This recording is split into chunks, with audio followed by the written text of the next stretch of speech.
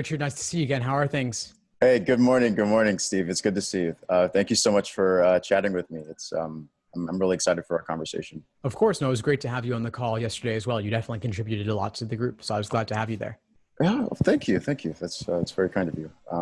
Yeah, I like that you've kind of brought people together. It looks like a very supportive community. So it's definitely something that folks should take advantage of. Yeah, it's cool. I mean, the students create the community, so I just provide the space, but it's fun to play there. So Yeah. I know we talked a bit yesterday, but how's everything sinking in for you since then? Yeah. I got to say, it was good to get some advice from folks yesterday. I think that one thing that I want to take is being deliberate about my review process, not just doing it ad hoc, but actually being more targeted. I think I could be a bit more targeted, and also giving myself room to just take breaks. I think that that's important. I'm close to my goal, at least if my practice tests are a reliable indicator. But I've still got plenty of runway between now and October. And so I want to make sure that I'm being deliberate about how I study. Sure. Okay. So we've talked about review. I assume you may be familiar with the Socratic review method I've laid out. And so I guess the question, is that the case? Are you familiar with it? I mean, somewhat. I think, asking questions, figuring out, why, if I was down to two answers, what was attractive about the wrong answer, what was discouraging about the right answer, things like that. Okay. Yeah. So you got the general theme underlying the general principle there. So what would you say is your biggest challenge that I could support you on? So I have actually three main questions, but they're basically just what separates a 160 scorer, which is what I'm getting, from a 170 scorer in each of the three main, sections. And so I have more specific concerns I have for each of the sections. But in general, that's that's the question I would like your help answering for all three sections.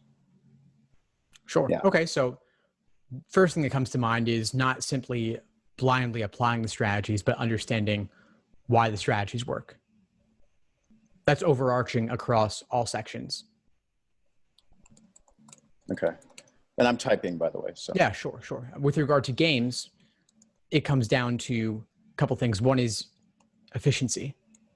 And efficiency comes down to reusing previous hypothetical scenarios and making more inferences up front. Someone who's getting a 170 is typically getting perfect on games, maybe -1, but games are the most perfectible. And so there's not really room to sacrifice points there. And obviously there are exceptions, but generally top scorers are getting perfect on games. Again, maybe -1. The other thing is being ready for curveballs. And so that means not simply blindly applying strategies, but rather being adaptive and being flexible so that even if a new unfamiliar game appears, you'll be able to handle it. Okay. Logical reasoning, again, Socratic review method. So leaving no stone unturned in terms of where your misunderstanding may have stemmed from. It could be the stimulus, the stem, or the choices. You talked about the choices already, but I will also encourage you to think about the method of reasoning in the stimulus and being, again, flexible with that method of reasoning such that it's not just about question type. You could drill questions by type. People often do. So flaw versus necessary assumption and such. But I would be looking for you to see how a test maker could take a given method of reasoning and convert it into a wide variety of question stem types. So flaw and necessary assumption being two sides of the same coin. Necessary assumption, what assumption is required in order for the argument to work? And then for a flaw question, we would say, okay, well, that underlying assumption, what if we accuse them of taking that for granted or failing to consider that may not occur? Okay, so that's good. Yeah, so thinking about how they go about even constructing these questions in the first place, where you could imagine mixing and matching stimulus and stem. Okay. And then that would simply require a slight reframing of the answer choice. Yeah. Because I was thinking that, people kind of talk a lot about the question and I'm like, well, Actually, I care more about what's in the stimulus, because if I understand the stimulus fully, it doesn't really matter what the question is. So I think that just being able to have a handle on that, and you talk about method of reasoning, I guess my next question would be, how do you break down the method of reasoning? Is that like the diagramming? Is that how you do it, or is there something else involved? It's not really about diagramming to me. It's logical reasoning. Most questions types don't really benefit from diagramming because most of it's informal logic or inductive reasoning rather than deductive, where you have formulas and conditionals. Okay. So if I'm reading the stimulus, when I think of their method of reasoning, that's just more in general, what are their premises? What role do those premises play in supporting the conclusion? Things like that? Yeah, so how do they go about making their argument? What are the underlying principles? And how is it possible for the evidence to be true, yet for the conclusion to not necessarily follow? So how can you problematize it? Okay. So when you're dealing with causal claims, it raises questions. Well, what about alternative possibilities? What about alternative explanations? How can we know that the supposed cause is in fact the cause or the only potential cause? So I'm looking for real world engagement there. And that's not something diagramming can help you with. I find that students often over rely on diagramming as if it's going to unlock the answer, when in reality, you're simply converting every subject into a capital letter, but it may not really be getting you anywhere. And so that diagramming approach, I think, is more along the lines of a rote and simply blindly applying something you heard from somebody else without really thinking about, is this truly serving you? Oh, wow. Okay. Yeah, that's pretty big. So how many, when you approach logical reasoning, how many questions or what percentage would you say that you're diagramming? Oh, that's a good question. Whenever I only diagram the ones that have like statements where there's some or all.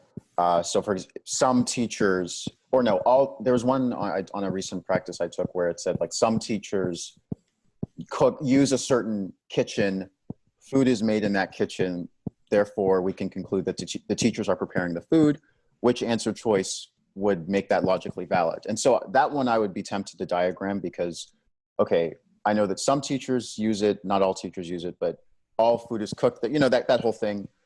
That's how I would diagram. But it sounds like you're saying that might not be, so you asked the percentage. So I'd say maybe the proportion of those kinds of questions, maybe 10%. I'm definitely not doing it for the vast majority, but for those, that would be my default. And then also parallel reasoning, where I mentioned this yesterday on the call, but I feel I have a crutch on parallel reasoning, because once I see those big paragraphs, I just get really intimidated, because each answer choice, and I'm nervous about wasting time, and I get in my own head. So, yeah. I hear you. Well, 10% is not bad. We're talking 2 or 3 questions a section that you're diagramming. I'd say 4 to 5. Okay, 4 to 5. Okay. Yeah, that could still be okay depending on exactly which question types they were. I mean, parallels are one of the types that I might sometimes diagram. A lot of folks do like to diagram the sum, most, all kinds of questions, which I wouldn't always do. I like to diagram only all statements, because some and most are not true conditionals. And so they require a little bit of recognition that it's a soft conditional or not a true conditional. But that's beside the point here. I think overall the idea is that you're not diagramming most of them, which is really good to hear. No, definitely not most. I would even argue that I've gotten to the point where I'm not relying on intuition. Like I've practiced the basics, but I'm good enough at spotting what wrong answers look like that I can kind of answer fairly quickly. It's just when I start to get to like those later, tougher questions, I slow down a bit. Also on that, would you recommend would you always recommend going with the easier questions first, like for logical reasoning, the earlier questions? But would it not make sense to do the harder ones first? I would do the easier ones first. Okay. Everything's worth the same. There's no benefit to spending more time on tougher questions if you haven't already gotten the easy ones done and secured in the bag. Makes sense. I was just wondering. Cool. And then for reading comp, what separates the 160 score from the 170s? Structure over details. Okay, structure over detail. So that would be main point, the tone, like premises and evidence, conclusion,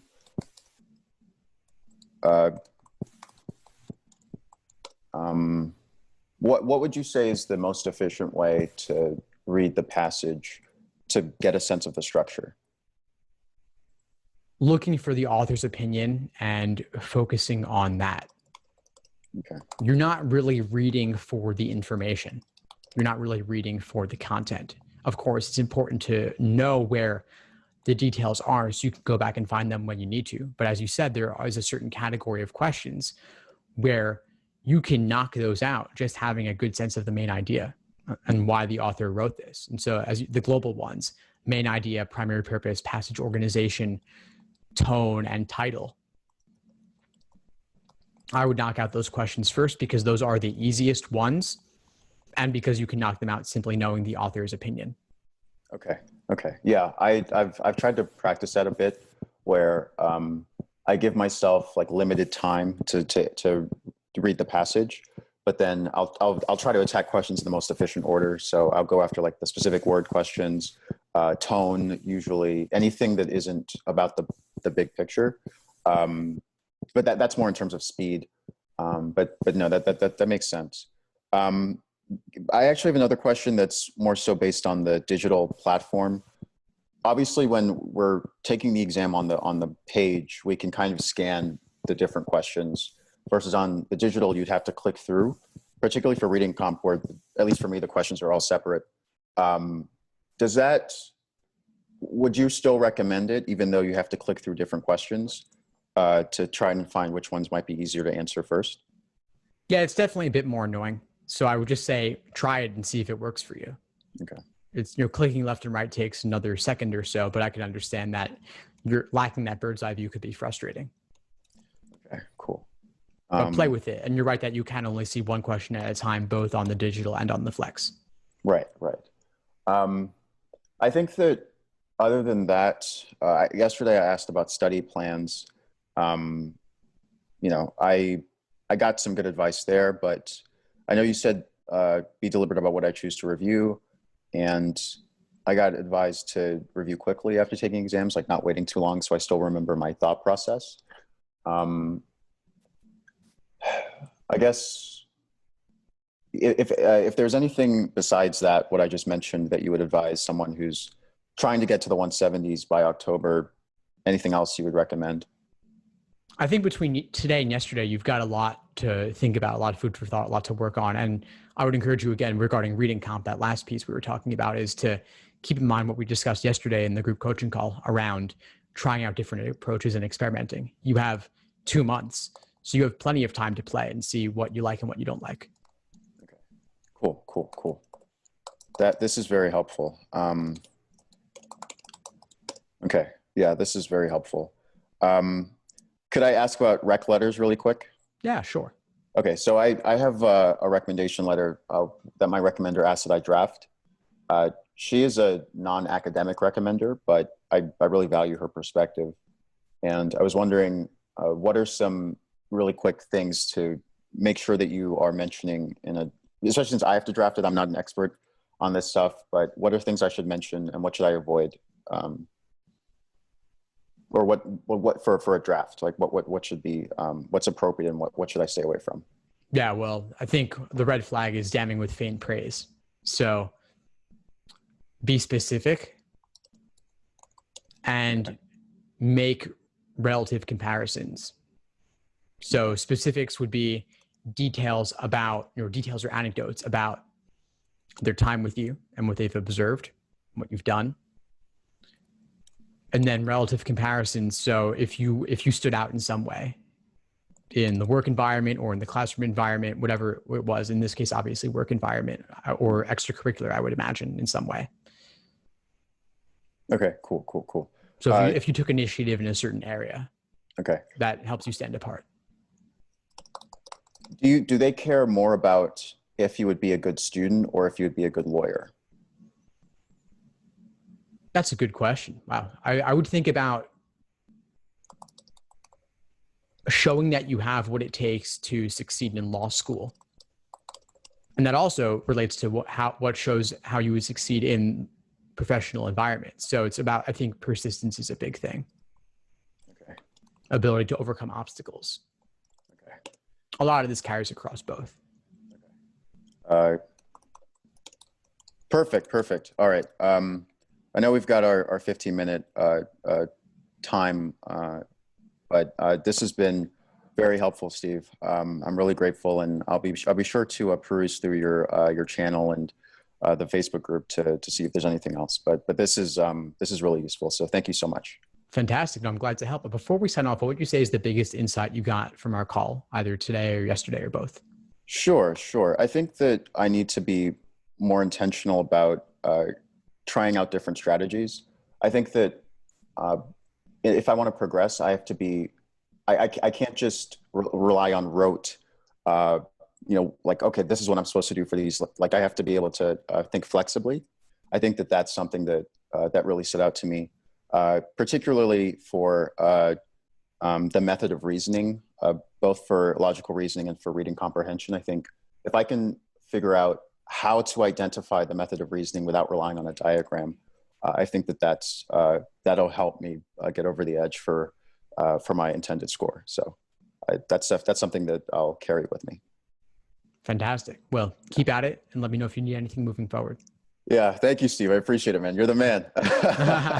Subscribe to his YouTube channel, please. If you're looking to go to law school, this guy knows what he's doing. Thanks, Richard. I appreciate it. Well, all the best and keep in touch. Thanks for tuning into the show. Please subscribe if you haven't done so already to be notified of new episodes as I release them. And feel free to reach out if you need anything at all as you move forward with your prep. I'm happy to help however I can. In the meantime, I'll wish you all the best and take care.